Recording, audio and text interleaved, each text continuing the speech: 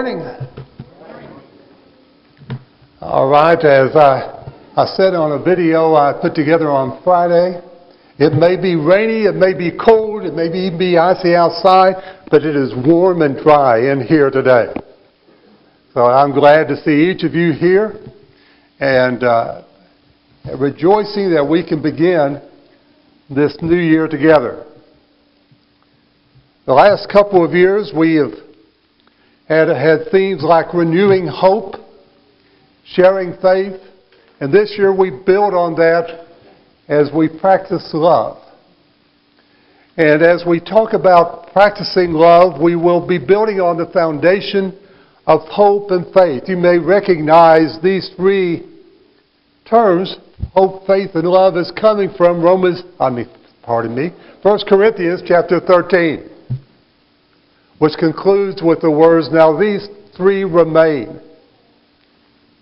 Faith, hope, and love, but the greatest of these is love. So I'm praying, I'm hoping that this will be a great year for this congregation, that we will grow together in love, that our faith will be strengthened, and that our hope will simply go through the ceiling as we rejoice in what the Lord is doing through us and with us and to us. Romans chapter 13 verse 8 will be the verse this year that will be on the slide at the beginning of the service to sort of get our minds focused on our worship and our lives. And it thought is, owe no one anything except to love each other. For the one who loves another has fulfilled the law.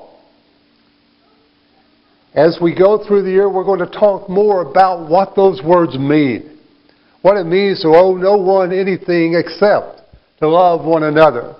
And how, in loving one another, we fulfill the law of God. Jesus said to his disciples near the end of his ministry in John chapter 13, in John is what is happening in the passage, the same time frame as the passage that Tommy read to us this morning at the Last Supper, shortly before Jesus is arrested and taken to be crucified.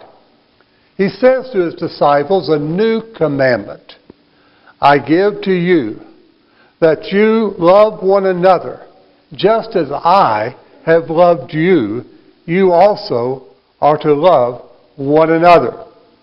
For 3 years, many of them had walked with him. They had listened to him. Some of them had crossed a lake in a boat in a storm with him. They had seen him do wonderful things and had also had moments of fear when they were afraid he was going to be stoned or arrested.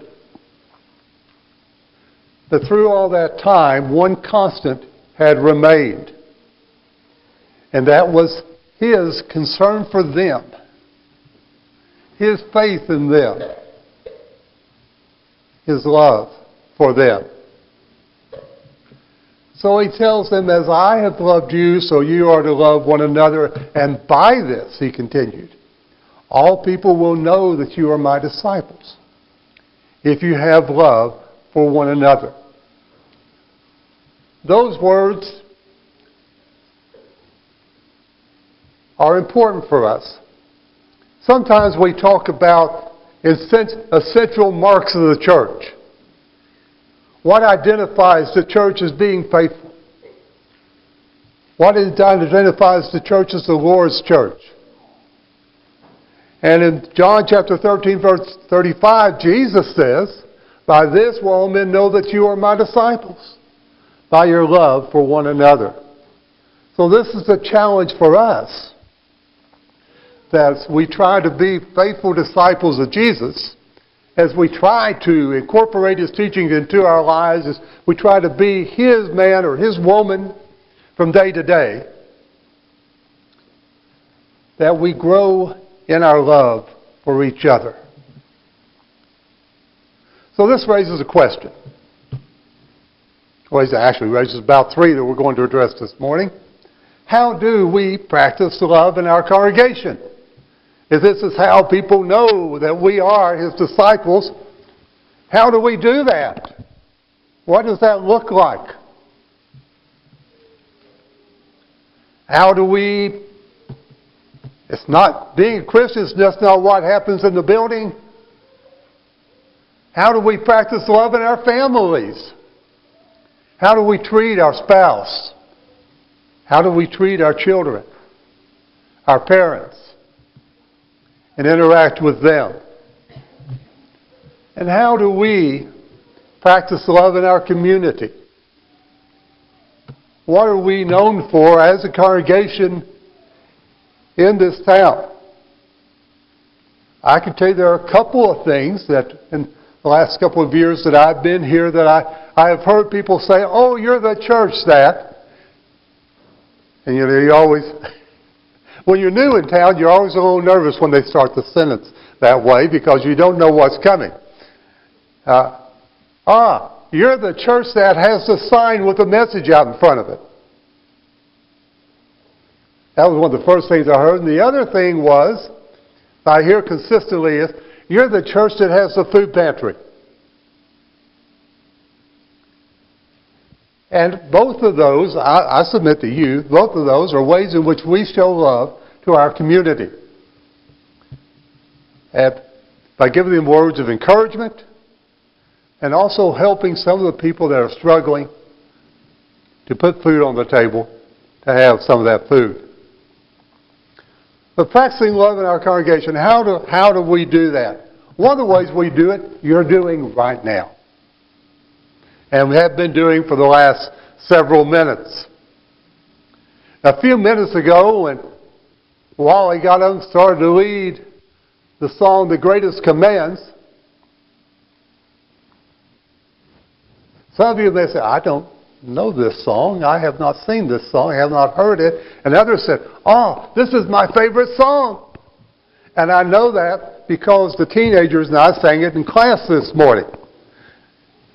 Getting ready for this, and one of the students in the class said, "This is my favorite song," before we even began. So I thought, okay. But it's a song that talks about how we love one another and to love God, and sort of embodies the message of Hebrews chapter 10, where it says, "Let us consider how to stir one another to love and good works." And you look at those words, and you think, okay, he's going to tell us how it's done. How do we love each other in our congregation? How do we do this? What's it look like? And he goes on to say, not neglecting to meet together, as is the habit of some, but encouraging one another. And all the more as you see the day drawing near. How do we practice love in our congregation? Well, one of the ways, not the only way, one of the ways is by doing what you and I have done this morning. We're here. And because we're here, we can look each other in the eye. If someone's having a rough time, we can put our arm around their shoulder and encourage them, or just listen to what they're going through and encourage them.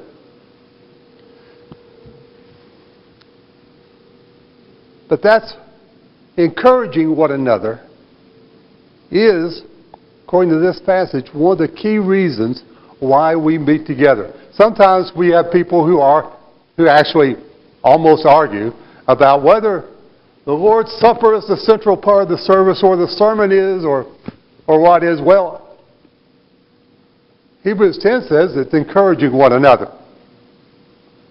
So that time before the service, that time after the service, where we gather together in our little huddles around the pews or back in the back of the auditorium or the lobby or the hallways or the parking lot, that's one of the most important parts of the worship service because we're encouraging one another. We practice love in our congregation whether we're teenagers practicing puppet show for LTC, whether we're a group of several families going to a Royals game together, as we did this last year, or whether it's simply a fellowship dinner on Wednesday night, an impromptu one after services on Wednesday night, like this one in the picture on the lower left. We practice love in our congregation by encouraging one another in that context, by visiting those who are sick, and we have several who were sick right now and who have been in the hospital this last week, by studying together in our classes or during the week, getting together and studying, by worshiping together, by singing as we have, by praying, not just listening to the person that's saying the prayer, but slipping in our own prayers as that prayer is going upward, by communing together, by giving together of our means to help the work of the Lord progress, and by working together to help our teenagers to go to activities like Leadership Training for Christ, LTC, which will be at Kansas City on March 30th and 31st. Making it possible for them to go to youth trips, like the one in Neosho, Missouri. It's going to be the end of August. By gathering together to eat for a fellowship dinner, or maybe even a Valentine's banquet. The women of the congregation this last year really did a lot of great work encouraging one another. Through a breakfast, through a Christmas party, and through a special day of teaching and singing and just having a good time back in May. That really made an impression on women in other congregations, I think, as well. And of course, the men, we did our part too with the chili cook-off.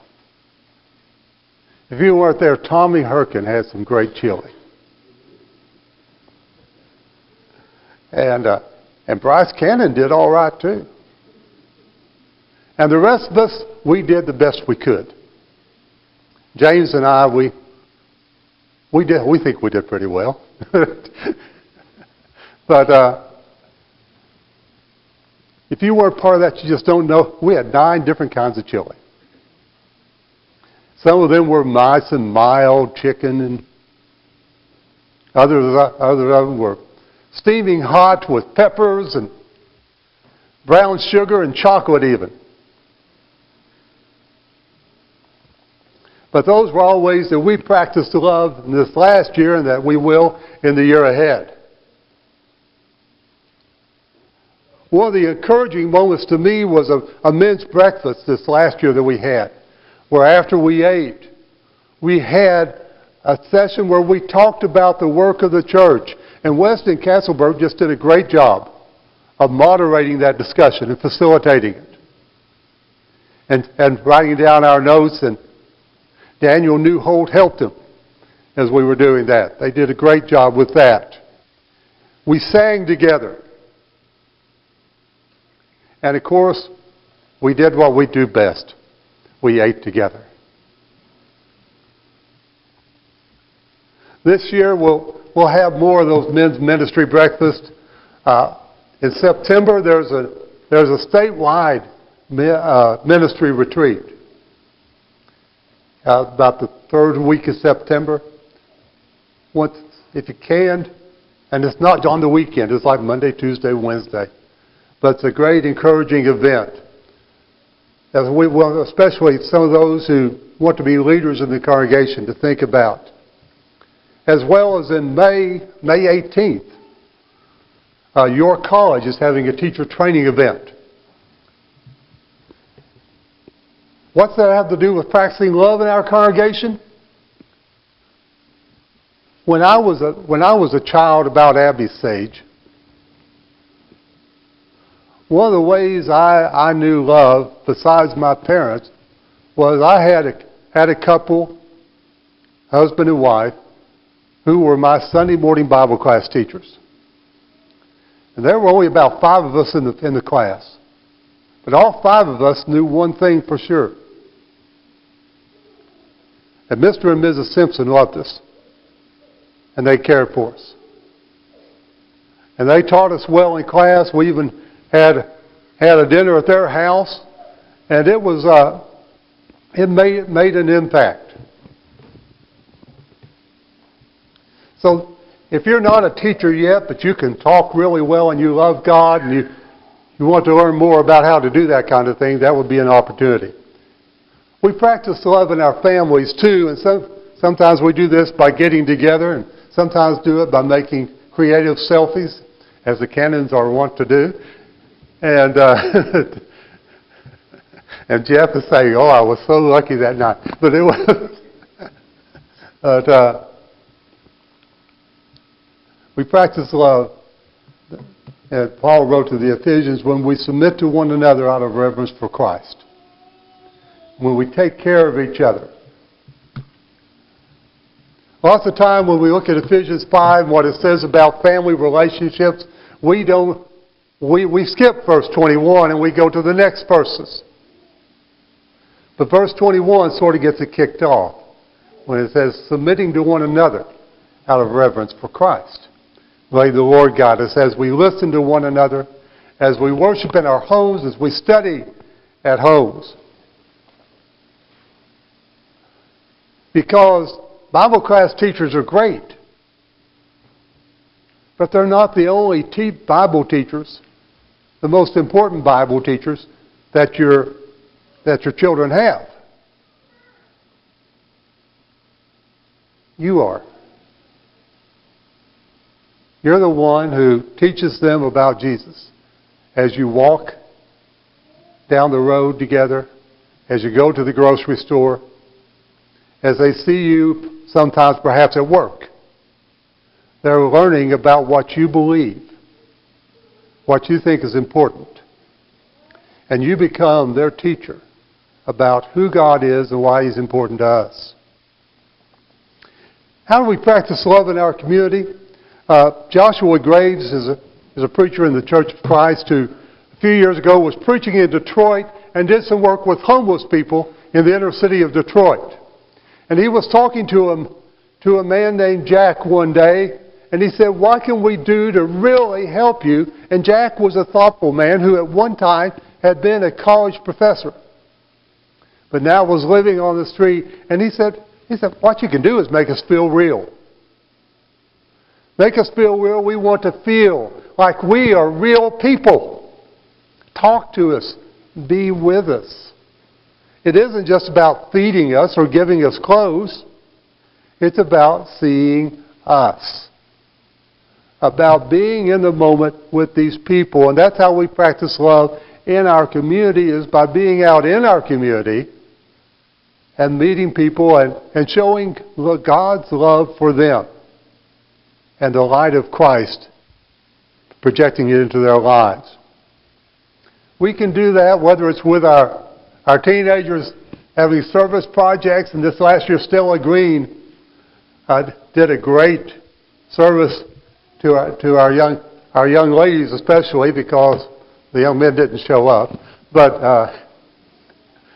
by teaching them how to do some sewing and creating in that way things that could be given to people who really need them to be warm or to be comfortable.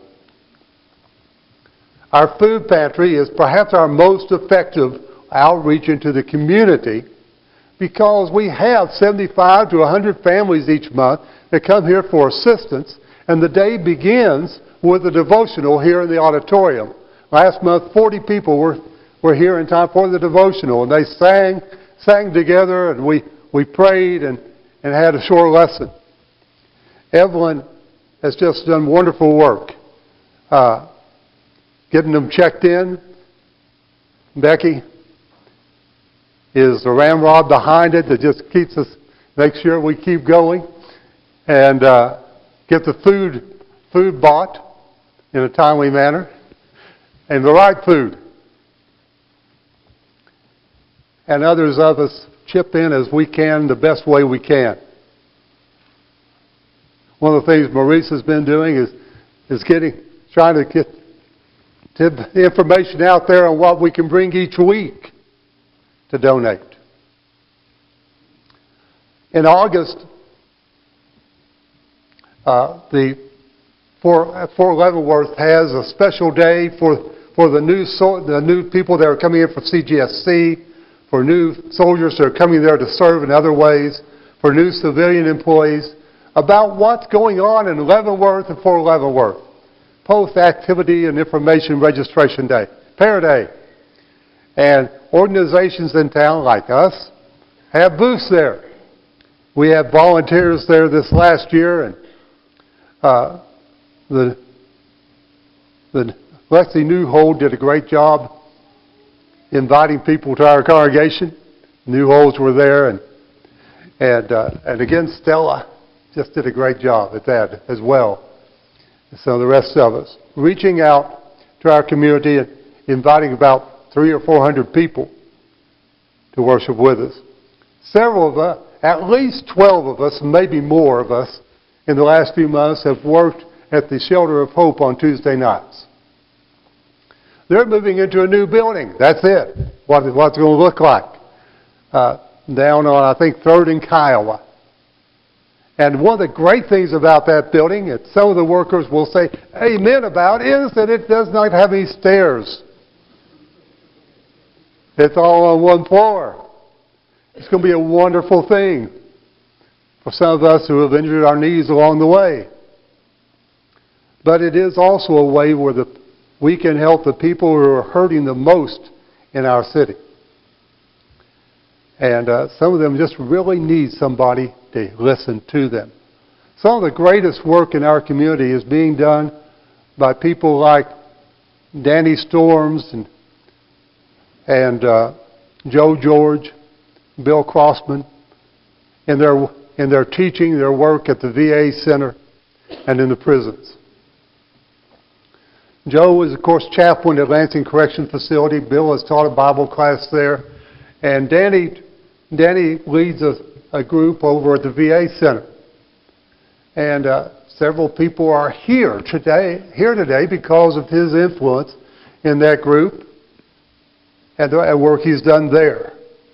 But these are ways that we have practiced love in our community, that we'll continue practicing love. And this morning I want to challenge you to think of other ways in which we can show the light of Christ in our community. Some of you do it simply by the way that you do business, by the way you conduct yourself in the workplace. You show the light of Christ. And you give hope to people by the way that you do that. And that's a little bit in our reading that Jay's brought to us this morning in Matthew 25. That's a little bit of what Jesus was talking about, isn't it? When he said, the king will say to those on his right, "Come, you who are blessed by my Father, inherit the kingdom prepared for you from the foundation of the world. For I was hungry, and you gave me food. I was thirsty, and you gave me drink. I was a stranger, and you welcomed me. I was naked, and you clothed me. I was sick, and you visited me. I was in prison, and you came to me." And if Jesus says these words, you say, "Jesus, when did I ever do that to you? I never did that to you. Lord, when did we see you hungry and feed you, or thirsty and give you drink?" And the king will answer them, "Truly I say to you, as you did it to one of the least of these my brothers, you did it to me."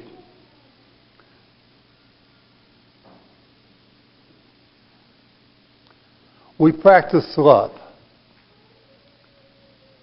in our congregation by encouraging one another. And we do that as we sing together. And when we're hurting, when someone takes the time to notice and listen and pray with us, or just listen. We practice love in our families, again, by listening, by spending time with each other, by encouraging and teaching values, by teaching about God at home, and by prioritizing what's important in life. In our community, by showing that we believe what we say we believe by actually doing it, by helping people, and by showing them the way to Christ. So this year, as you think about how am I going to serve Jesus this year?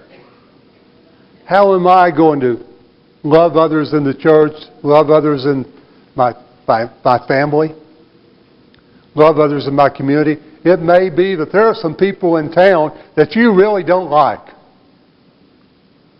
And you may not be speaking to some of the people in your family. And as for the people in the congregation, it's a good thing the auditorium is as big as it is. This is our opportunity to reconcile, to build bridges, to love one another, and to grow so that when people see us, they'll say that's what a disciple of Jesus looks like. So how will you show your love for God in 2018? One of the ways you can show your love for God is by saying, I believe in Him. And I believe that Jesus is His Son. And I am going to put all the distractions over to the side behind me, and I'm going to focus on Him. I'm going to show that by being baptized into it. If you haven't done that, then that needs to be one of your goals. If not for today, soon. Because this is the day that God has given you. It may be today that you need encouragement as a Christian. You need people to pray for you. If either of those is the case, as we stand and sing this song, think about how the Lord can make you a servant, how He can help you to practice love as we go forward together.